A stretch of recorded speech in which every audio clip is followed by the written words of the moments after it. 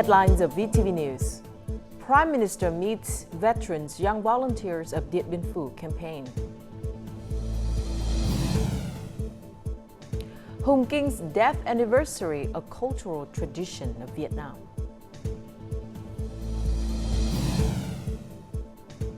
And later on in our world news, Japan, South Korea finance chiefs discussed weak currency exchange rates.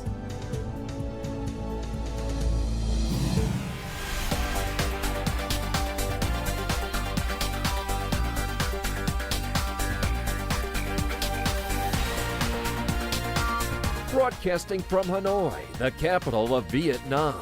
VTV News starts right now. Hello and welcome to this edition of VTV News, broadcast live to you from Hanoi. You're with me, Lina Pham, and here's the top news of the hour.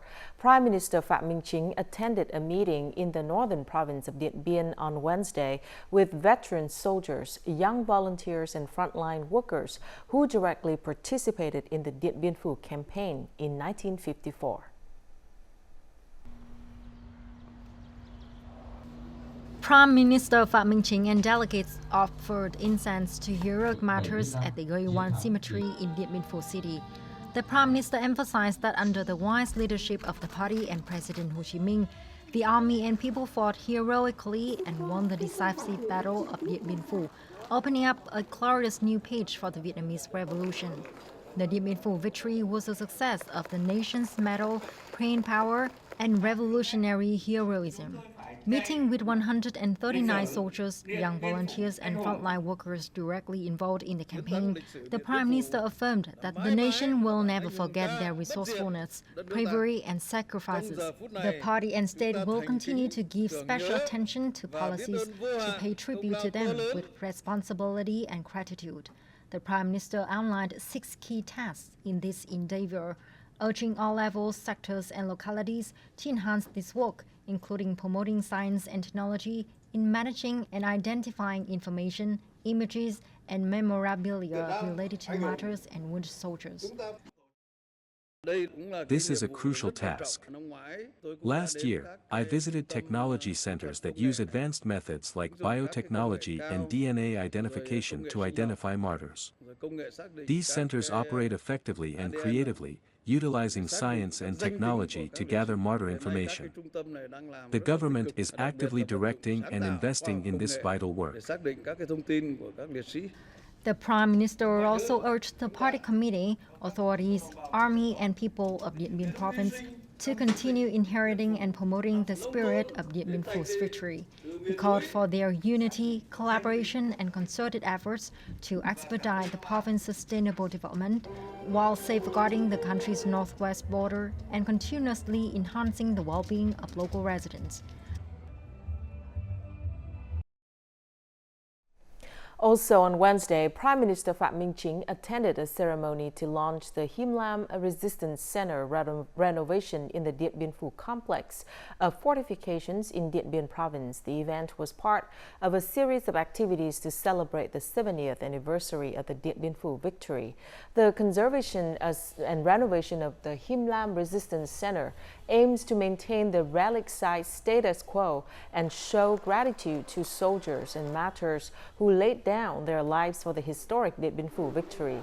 Prime Minister Phạm Minh Chính also attended street naming ceremonies, one in Mường Thanh Ward, where a street was named after late Prime Minister Phạm Văn Đồng, and another in Nong Bua Ward, named after martyr Dien Bien soldier and hero of the People's Armed Forces, Nguyễn Ngọc Bảo. Continuing the 32nd session, the National Assembly Standing Committee discussed the amended law on cultural heritage and the Juvenile Justice Law project on Wednesday. More in the following. The Cultural Heritage Law was promulgated over 20 years ago. The National Assembly Standing Committee members emphasized the need for comprehensive amendments to address emerging issues, improve management efficiency, and promote the value of cultural heritage. Some deputies suggested more specific regulations on issues such as cultural industry development, the digital transformation of culture and cultural heritage, and public-private cooperation on cultural development. Using cultural heritage generates state revenue, with a portion designated for heritage preservation. We advocate for dedicated funding to support heritage management and promotion. However, this contradicts the state budget law, which requires all revenues to be remitted to the state budget. Cultural heritage should be regarded as a developmental asset, prompting additional policies to encourage other investment resources for conservation and protection activities. In Phie, state resources can only cover a portion of the main monuments. Therefore, leveraging private and alternative resources can promote conservation, extend the lifespan of heritage sites, and contribute to tourism. Regarding the Juvenile Justice Law Project, deputies expressed their interest in humane and progressive principles for protecting juveniles within the criminal justice system. These include strengthening education, supporting juvenile offenders in correcting their behaviors through diversion measures, minimizing punishment and detention, and establishing facilities for rehabilitation and reintegration. In commenting on the pre-feasibility study report of the North-South Expressway project from Giang Nghĩa in Đắk Nông to Trơn Thành in Bình Phước, deputies expressed support for its strategic significance in connecting the Central Highlands with the Southeast region. Discussing preparations for the 7th session of the 15th National Assembly, scheduled to open on May the 20th, National Assembly Chair Vương Đình Huệ urged the National Assembly's agencies and the government to coordinate closely.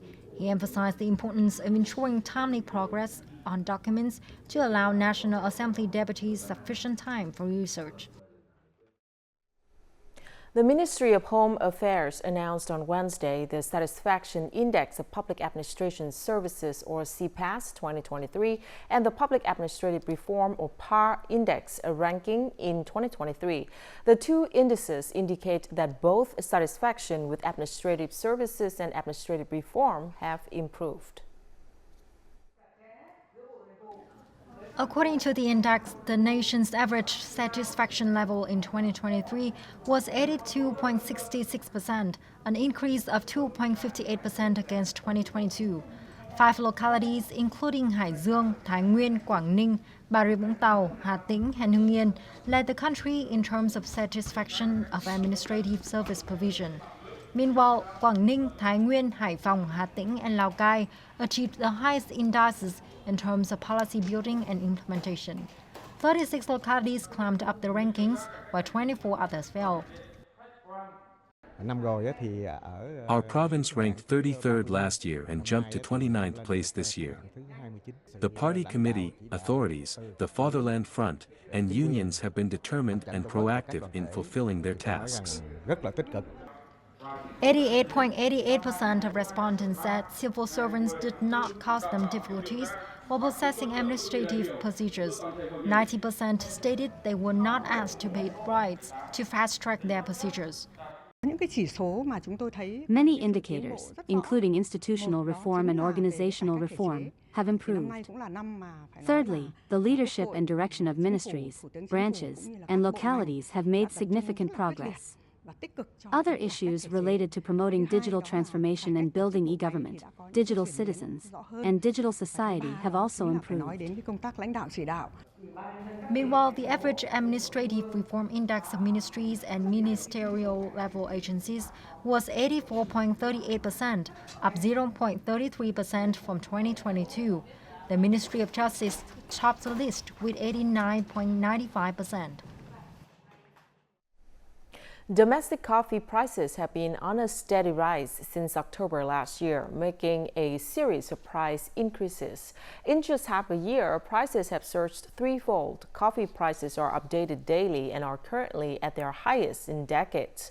In March 2023, it was at $1.85 per kilogram, but by October 2023, the price had risen to $2.29 per kilogram. By April 2024, the price of green coffee beans has soared to over $4.43 per kilogram. Farmers are usually the ones who benefit most from high coffee prices. However, since the cost of coffee spiked from $1.97 per kilogram to $3.55 within a few months, the coffee reserve could decrease significantly. For about 10 years, low coffee prices prompted some farmers to replace their crops. This led to a decrease in coffee plantation areas in the Central Highlands provinces.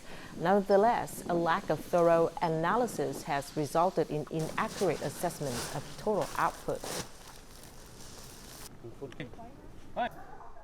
Coffee prices in the Central Highlands of Vietnam have reached a record high of nearly $4 per kilogram. Farmers are excited but have become more reluctant to sell their coffee. The prolonged dry season in Vietnam also causes coffee production to decrease, thus driving up prices even higher. Many businesses are struggling to purchase enough raw materials, risking a shortage of coffee for export. The Vietnam Coffee and Cocoa Association is advocating for solutions to ensure the sustainability of the Vietnamese coffee supply chain, enforce signed contracts, and stabilize coffee prices. Some of the proposed solutions include capital restructuring, reorganization of purchasing activities, and strengthening linkages within the value chain. It's common for businesses nowadays to lack the capital to purchase raw materials. Therefore, experts suggest banks increase loan limits and prioritize interest for coffee businesses. Only then will they have enough capital to purchase coffee and avoid breaking deals with foreign partners, thus maintaining Vietnamese coffee's reputation. The State Bank should offer support packages, as funding is essential. Secondly, we should restructure domestic purchasing activities. Rising coffee prices can cause farmers to pursue short-term benefits.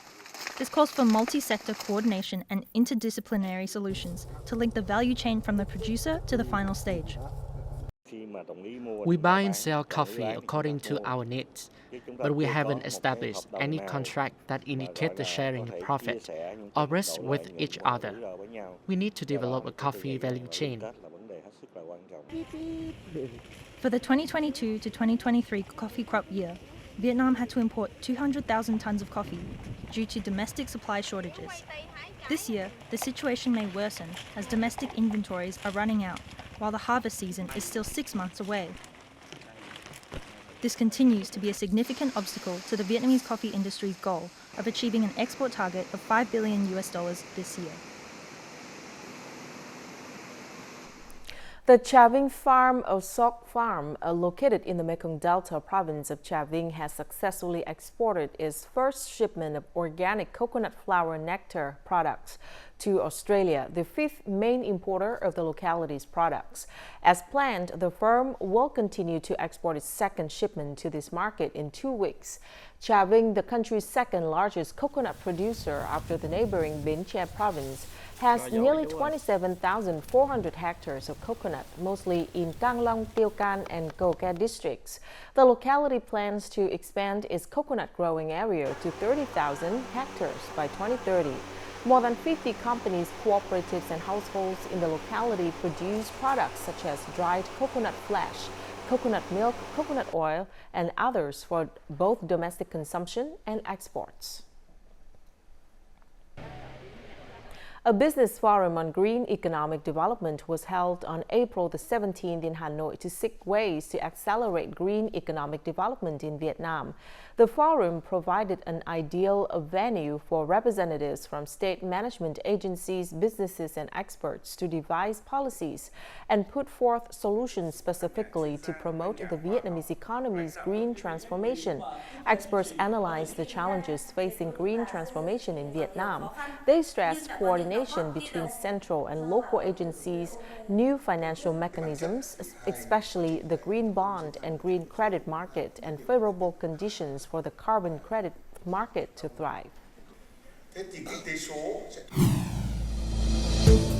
Coming up next, improve capacity to monitor and protect rights of people with disabilities. And Hung King's death anniversary, a cultural tradition of Vietnam.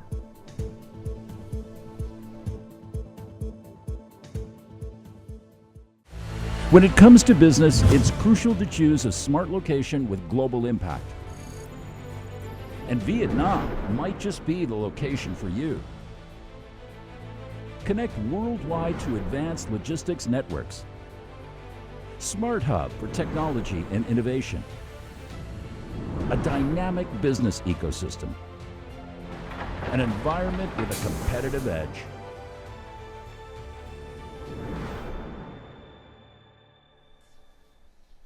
You're watching VTV News. In addition to policies that provide maximum support for people living with disabilities, the community itself is also making efforts to improve. They strive to advocate for themselves and help their community have a better life. More to follow about this template. Last December, the Ministry of Transport issued the Universal Transportation Design Criteria for Accessibility. It outlines infrastructure and transportation development regulations, ensuring safe and convenient travel for everyone, including vulnerable groups. This marks a pivotal moment for the transportation industry and holds significant importance for the disabled community, who are actively involved in the project as technical consultants and supervisors. We serve as a direct implementation unit and actively participate in research activities. Additionally, we support funding sources to enhance working models, demonstrating the crucial practical significance of implementing this set of criteria. 9 of the 45 Action to the Community Development Institute employees have disabilities. They play active roles within the institute and contribute to projects such as free legal consultations and life skills and career skills training programs for people with disabilities. The community of people with disabilities enhance their capacity to participate in citizen monitoring, ensuring that activities related to them include their involvement. The role and participation of people with disabilities in such activities are crucial, like the international slogan, "Nothing about us without us." Over the past 10 years, many activities have been undertaken to improve the capacity of people living with disabilities. The presence of people with disabilities in initiation, implementation, and monitoring roles has created many changes in action programs for people with disabilities in Vietnam. To better support 12th grade students preparing for the high school graduation exam, the Hanoi Department of Education and Training has launched a dedicated exam preparation application called Hanoi On, accessible on smartphones, computers, and smart TVs. Hanoi On offers lectures in mathematics, literature, and English curated by experienced teachers. Students can revise their learning with these resources, supplementing classroom instruction. With 120,000 students expected to take the exam in Hanoi this year, this collaborative effort aims to extend the benefits of exam preparation beyond Hanoi, benefiting students across different regions. In a revered tradition, every year on the 10th day of the 3rd lunar month, Vietnamese people throughout the country and overseas turn their hearts to the Hung King's temple in the northern ancestral land of Phu Thọ to pay deep and sincere gratitude to the Hung Kings, the legendary founders of the nation. On Wednesday, the Hung King's temple historical relic site attracts a multitude of people. Many families return to the ancestral land, wishing to pay their respects and show gratitude to the merits of the Hung Kings. Our extended family, including my 84-year-old mother, aunts, uncle, and even those from southern Vietnam, came to Hung Temple. We have been here since yesterday. We feel so happy. We have never seen a festival as crowded as this. Whether living in the country or abroad, every Vietnamese person considers the Hung Kings their Vietnamese ancestors. The worship of the Hung Kings embodies the Vietnamese nation's pride and bonding. It's a convergence of Vietnamese spiritual sentiments, reminding them of their roots and creating national solidarity. National solidarity is a great value. It strengthens us all and encourages us to support and love each other. In 2012, UNESCO recognized worshipping the Hung Kings in Phu Thọ province as part of the world's intangible cultural heritage. The Hung Kings ritual, which has existed for thousands of years, shows the enduring vitality of Vietnamese culture. The Mekong River Delta city of Cần Thơ is organizing its annual Southern Traditional Cake Festival from April the 17th to the 21st at Binh Thuy District Square.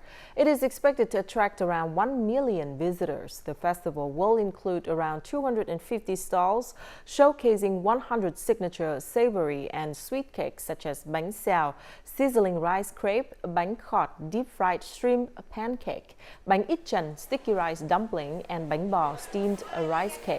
Hundreds of specialty foods from Cần Thơ and provinces across the country will be introduced as well.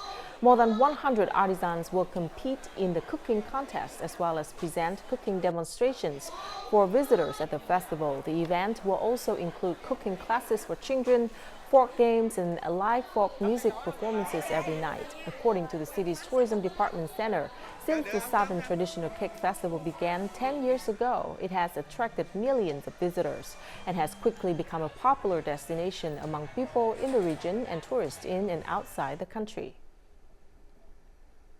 National flag carrier Vietnam Airlines has announced course changes to its flights between Vietnam and Europe to ensure the utmost safety of passengers and crew amid rising tensions in the Middle East. Accordingly, flights from Hanoi and Ho Chi Minh City to Paris, Frankfurt, and London will avoid airspace over conflict-affected regions of the Middle East. This rerouting is expected to extend flight times by approximately 15 minutes and incur additional operational costs. To ensure its commitment to prioritizing safety above all else, the carrier will maintain the revised routes until tensions ease. Coming up next in our world news, Japan and South Korea finance chiefs discussed weak currency exchange rates. And G7 meeting on Middle East situation took place.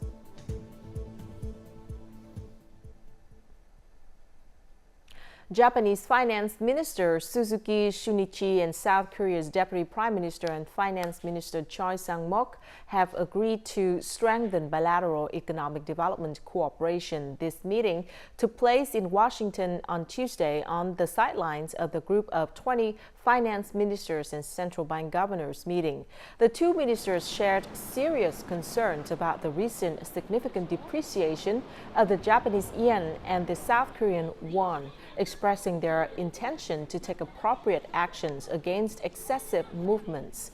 At one point on Tuesday, the Japanese currency weakened to 154.79 yen against the dollar in New York, marking its lowest level in about 34 years. South Korea's currency temporarily fell to the 1,401 level against the dollar on Tuesday, the lowest rate since November 2022. The main reason for the devaluation of the two currencies is the tense situation over U.S. inflation. U.S. interest rate cuts may slow down, stimulating the sale of yen and won and the purchase of U.S. dollars. The ongoing conflict in Gaza and tensions between Israel and Iran will be the focus of discussion on the first day of the Group of Seven or G7 foreign ministers meeting, opening late on Wednesday. The host country's representative, Italy's foreign minister, stated that the G7 foreign ministers will emphasize the importance of an immediate ceasefire in the Israel-Hamas conflict in Gaza, while also seeking to reduce tensions between Israel and Iran. According to diplomatic sources, the G7 foreign ministers will also discuss imposing new sanctions on Iran's missile and drone program following last weekend's attack on Israel. As per the agenda, maritime security threats and global trade will be discussed on Thursday. The G7 foreign ministers meeting will last 3 days, starting on April the 17th on the Italian island of Capri. Iranian Foreign Minister Hossein Amir Abdollahian said on Tuesday that Tehran did not wish to escalate tensions in the region. He made the remarks in a phone conversation with his Chinese and Indonesian counterparts. The Iranian foreign minister stressed that Iran will always remain an important part of sustainable stability and security in the region. He added that Iran's drone and missile attack against Israel was within the framework of international law. As for China and Indonesia's foreign ministers, both expressed hope that Iran can handle the situation well and avoid further instability in the region. Meanwhile, Israel is considering retaliatory measures against Iran, but up to 3/4 of Israelis oppose retaliatory attacks on Iran, according to a survey by Hebrew University Israel released on April the 16th. For people living with disabilities, especially mobility disabilities, going to the mountains to ski seems like only a dream. However, a group of volunteers made their dream come true. People with mobility issues have conquered the snow-capped peaks of Bulgaria's highest mountain range. Milena Velkovska, a person with cerebral palsy, fulfilled her dream of skiing for the first time. This is my best nature tour because it's a beautiful sunny day. It's also the first time I can see snow up close instead of just through a window. More than 50 volunteers from the Bulgarian charity You Come To supported these people with disabilities as they skied on modified vehicles. The winter climb of Mount Rila was especially difficult, as they only had 3 snowmobiles. Some volunteers had to pull a sledge up the mountain twice. The volunteers of the You Come To Foundation are all wonderful people. I often say they are not just my friends but my family. The volunteers planned to organize summer outings for people with disabilities, including a hike up the iconic mountain Vitosha, near the capital Sofia. I want to thank everyone who helped make these trips possible. There are so many kind volunteers here, and initiatives like this wouldn't be possible without them. The volunteers of the You Come To Foundation expressed their desire for people with disabilities to achieve the same dreams as everyone else. And now let's take a look at the weather forecast.